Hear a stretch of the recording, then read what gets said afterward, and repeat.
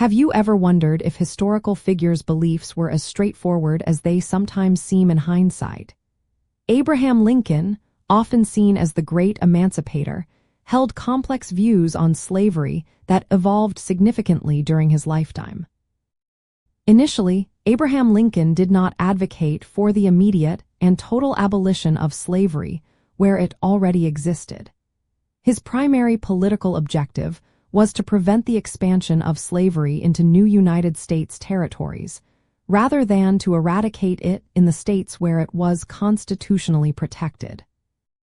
Lincoln understood that the Constitution, as it stood, protected slavery within existing states, and a direct assault on the institution there would likely shatter the Union.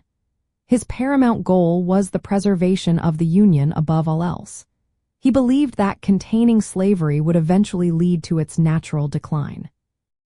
This strategic position was also politically pragmatic, as outright abolitionism was a minority view even in the North at the time, and pushing it too aggressively would have alienated crucial border states and moderate voters.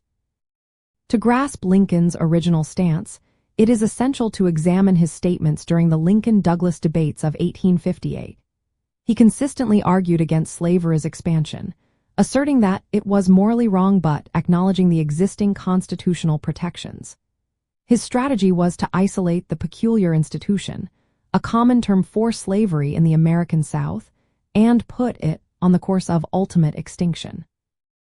It is important to remember that Lincoln personally detested slavery, but his political actions were constrained by constitutional realities and the need for national unity.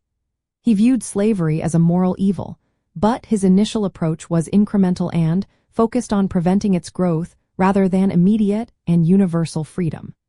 This containment strategy was a core tenet of the Republican Party's platform during his ascent to the presidency. Ultimately, the exigencies of the Civil War transformed Lincoln's policy, shifting from non-expansion to outright emancipation in rebellious territories.